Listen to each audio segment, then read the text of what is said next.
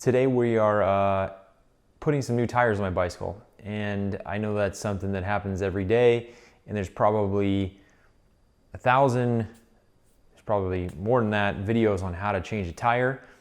However, I don't think one of the new problems with compatibility has been addressed, and I get more and more people that are having problems with this. They come to me in the shop regularly that have had issues with certain compatibility problems, and today's a good day for me to go over some of those. As the video title says, the compatibility really runs, we're kind of running into an issue where manufacturers of wheels are manufacturing pretty much all their new wheels to be tubeless compatible, tubeless ready. And like whether or not you want to run tubeless or not, the manufacturers have kind of decided, well, we're going to make them tubeless compatible because there's some people that do want that, and it doesn't really change the wheel too much. They add probably, I don't know technically what they're adding, like a little more material to the bead of the wheel, or it has a little more hook to it. But what I do know about the technical side of things is that a tubeless wheel that you're using every day for recreational riding without being a tubeless tire or without a tubeless tire involved can be a really big pain to change, to install. And I'll go over why, and I'll show you guys on the rim kind of what affects that. And I thought today would be a good day to show you guys that because I'm going to mount up a new set of Victoria tires. Victoria sent me a pair of tires to test out for my next video, and I'm going to mount them up today, and I'm going to get a long ride in them, and I'll do a review video on these later on. I'll do a comparison video on these versus the S-Works 26, Specialized S-Works 26 turbos that are on here, and I've ridden the turbo cottons as well. But that's another video. Today I just wanted to talk, and I'm going to mount these up while I chit-chat with you guys about it. I just want to talk a little bit today about the big problem, and I've had customers, men and women, that bought new wheels, didn't realize the wheel they bought was a tubeless ready wheel, and then get out on a ride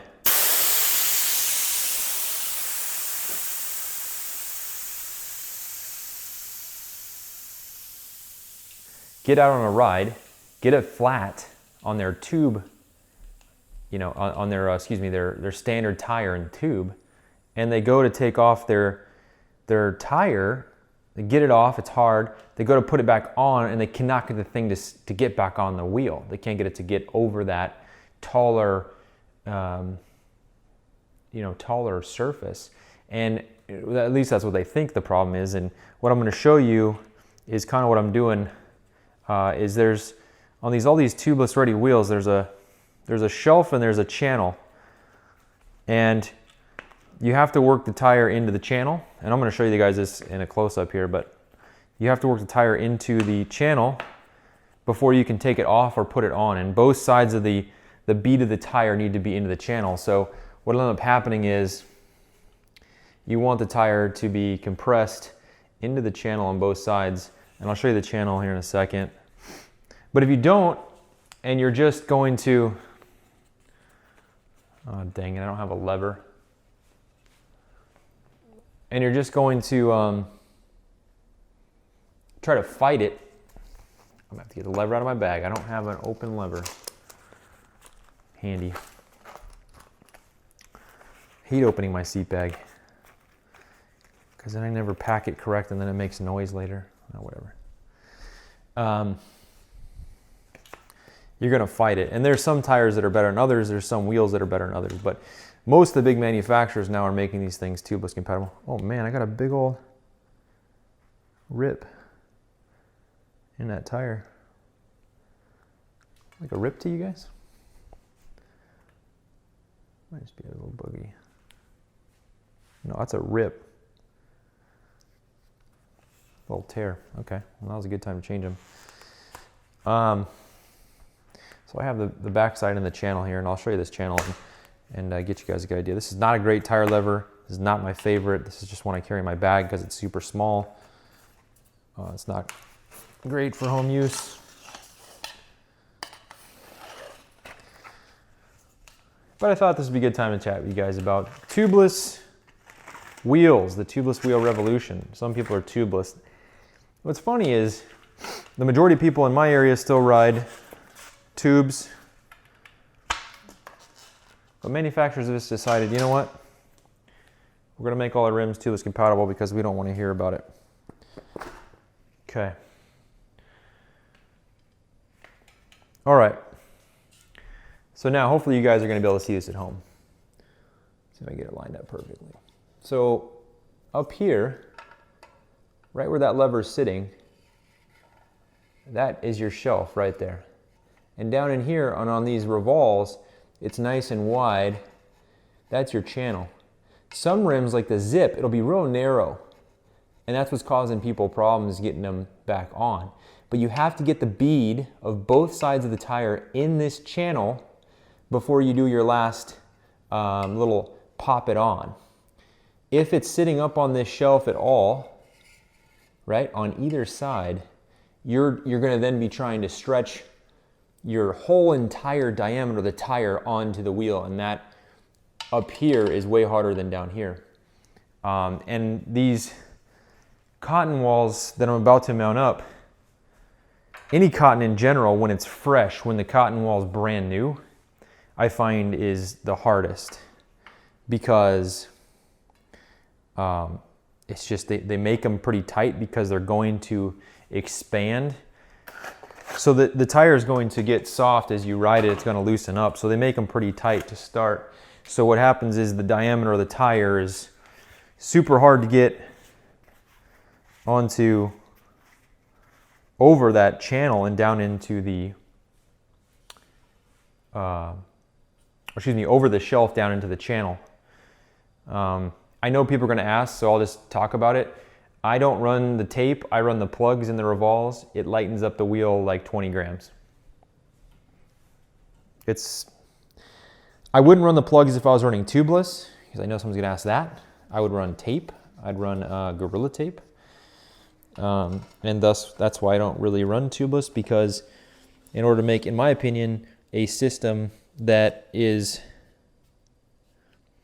reliable, you end up putting so much weight back on your wheel that defeats the purpose of tubeless in my mind. So anyway, working one side on it. This is not a how to install a tire video. I'm assuming you understand the basics of how to install a tire. There's plenty of those videos. First side on, pretty easy. But now you see it, it's sitting in the channel. We don't want it up on that shelf. So that's the right area to have it as you work this side on. What will happen is it'll work itself up onto this channel, and the side you're bringing on will want to get on the channel on its side. So you got to avoid that, because if it's sitting up on that shelf, you're going to be calling Uber, which I've had a few customers, few friends have that happen, to where they couldn't get their tire back on after changing a flat and had to Uber home. And maybe that's happened to you, and maybe you've hit up the Google and now you're looking for an explanation on why. Well, that's why. And I think the Zips are the worst as far as that little channel goes. If you look at your Zip right now, pause the video, go look at it. I'm gonna put a little more air in this tube. It has just this really small little channel and really high shelves, which are great for the tubeless application itself. Like if I was just concerned about tubeless, that's kind of what you want, because you know that tires are going to seat a little easier and they're going to stay put. This dude is tight. I'm just working this tube in here. Corsa Control. So this is like a competition with a little more rubber. I don't know. You can go read it on their website. Honestly, I don't read too much into them. I weigh them, which I haven't weighed these yet, but I'll weigh them. I'm running my same tubes, so I'm gonna give them the same chance that my S-Works tire had. I'm not changing the tubes. They sent me Vittoria tube as well, but I want the same tube because I want to know flat protection. I'm gonna go on the same rides I do every week. Like I said, I don't really read the box. I weigh them and I go ride them. I don't want to know what the engineer is trying to sell me on the tire, you know? Like, what does that matter? Test drive a car before you buy it. You're not going to just listen to the guy at BMW engineer tell you how great it is and then you're going to buy it. In this case, just try them. Or you can listen to me. I'm going to tell you guys my feedback. Okay. So here we go. We're at a point now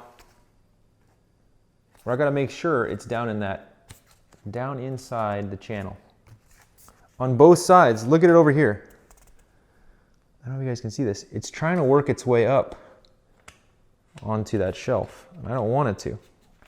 That's going to cause too much tire. Now, the Revol wheels, man, they're super nice because it's not going to take much here. My little crummy, this little park tool. I like the Pedro's levers the best. If you guys are going to have some home levers, just get the Pedro's. I think they're absolutely the best, the yellow ones. And do not think that, like, you know, I've seen like Rafa has like pink Pedro's knockoffs. They work differently. Get the actual Pedro's ones. Yeah, this lever is not the best. This is the side of the road lever. So bear with me now. We're in the channel, it's going to be tight. It's going to be tight. Remember, when you reach your lever underneath, do not get the tube. If you feel a little soft, it's because you got the rubber of your tube underneath. And we're almost there. Come on, baby.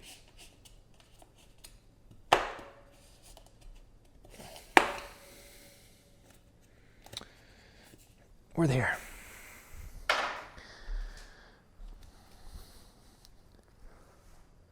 That's it. They went pretty painless. I like the tread on these. They look kind of, you guys can see that tread.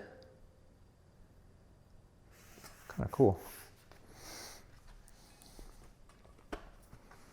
We'll see. The big thing with Vittoria is just if they don't flat.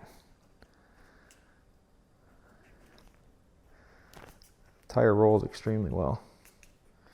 So now I'm just checking to make sure I got no tube pinch between the tire and bead. Man, I don't know about these cotton walls or these gum wall look tires. I don't know. See what you guys think about them.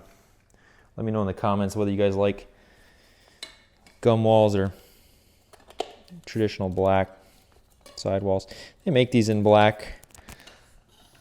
Make them in a gray too, I think. But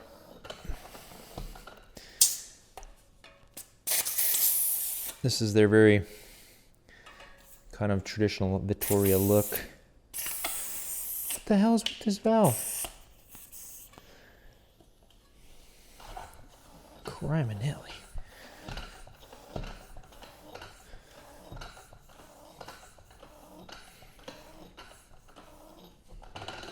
Okay.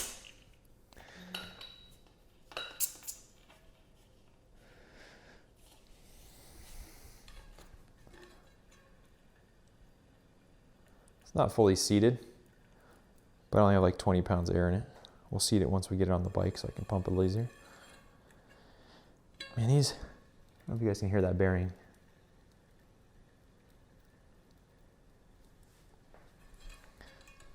I'm not the happiest with Revols, the Revol longevity of these hubs. They, oh my God, don't touch the brakes.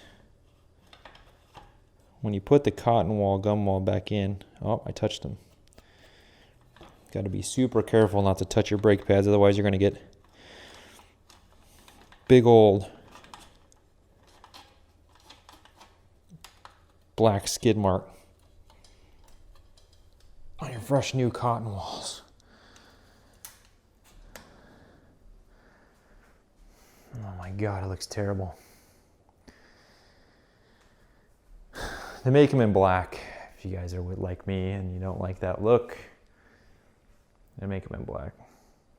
Next tires I buy are gonna be 28s, guys, for sure. Without a doubt, the next tires I buy are gonna be 28s. I'm going that way and I'm not looking back. Let me set this right over here. Really, there's no reason to, we'll talk about that when we do the rear. I don't think there's a reason to run anything but 28s.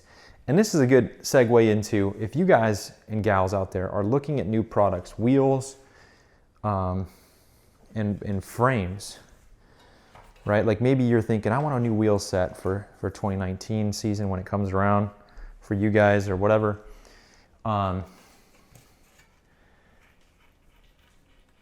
You have to be looking, I feel like there's two things you got to look for now. Besides the obvious, like get a Di2 bike, get disc brakes, I guess maybe, sure.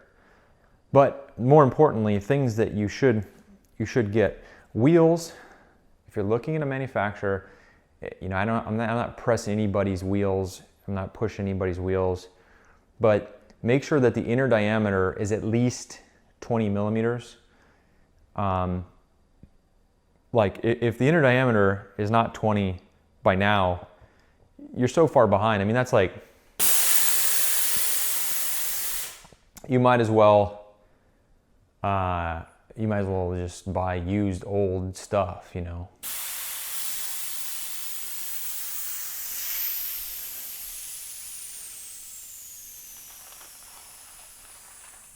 God, these wheels are so good. They definitely allow the tube change to happen real easy.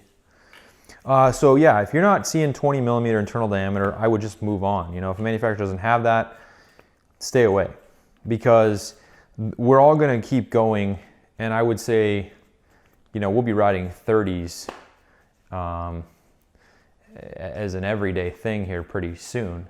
So at least it needs to be 20, so that when you put a 28 on there, a 28 size tire, it doesn't look ridiculous, and it doesn't look like a truck tire on a, we'll use like real car analogies. Trucks have a big fluffy sidewall because they want to go over rocks and stuff, and it's just not a performance-based setup. Where you can have a wide tire in a car, as long as the wheel's wide, the performance stays there. So anyway, you need a wide wheel, you need at least a 20.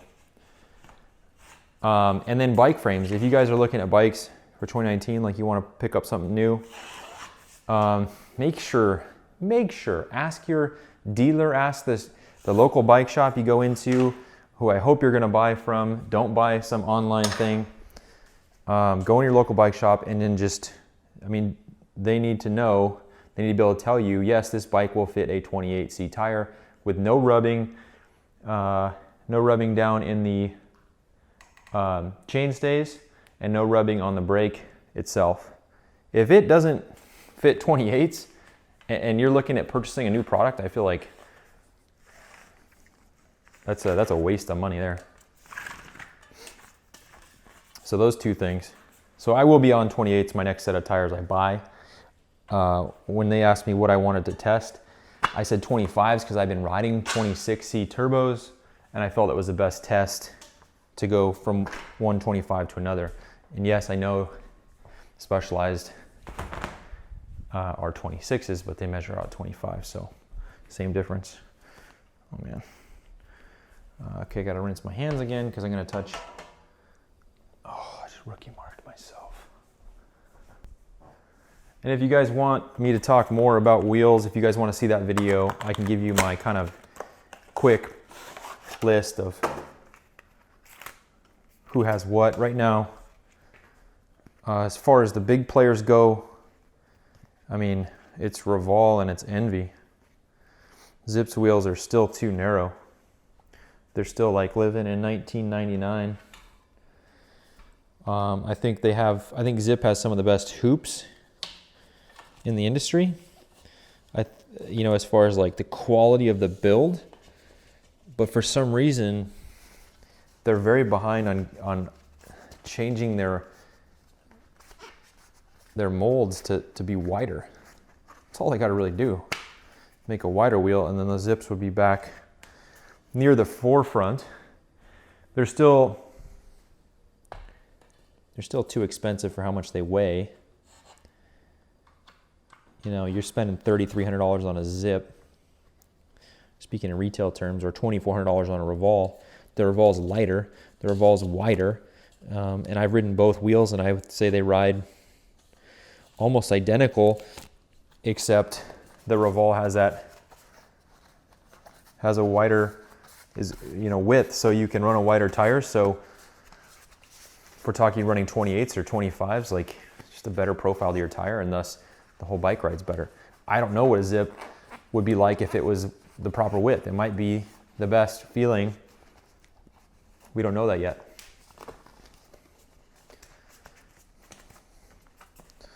Because Zip hasn't done it. And there's other manufacturers out there. I mean, there's little guys making wheels, supporting some grassroots racers here and there. I always caution those wheels. Dang it. My hands are gonna get dirty and get my tires dirty. I caution those wheels because like your literal life is on the line, and I don't know if I'm gonna trust, some 30-year-old kid who found an investor, who found some Asian manufacturer at Interbike, and is now coming up with some wheel that is lighter and stiffer than everybody's wheel, and it's way cheaper. And I promise you, it's not a Chinese knockoff. Now, you saw my wheel, it's made in Taiwan, but the quality control that you get from a Revol Specialized and Envy product is what I'm going to put my life in the hands of. If you can trust that quality control and you can do your due diligence, then by all means ride those little companies' wheels. I'm sure there's some nice ones out there. Okay, let's get this puppy on here. I'm gonna give you guys a look at this thing all gum-walled out. They almost look kind of cool. It's just, I just kind of knew, I don't know if the light's good enough, but like I have the white, and then that little off-white, man, just looks, I don't know. We'll deal with it. I don't want to sound like I'm ungrateful.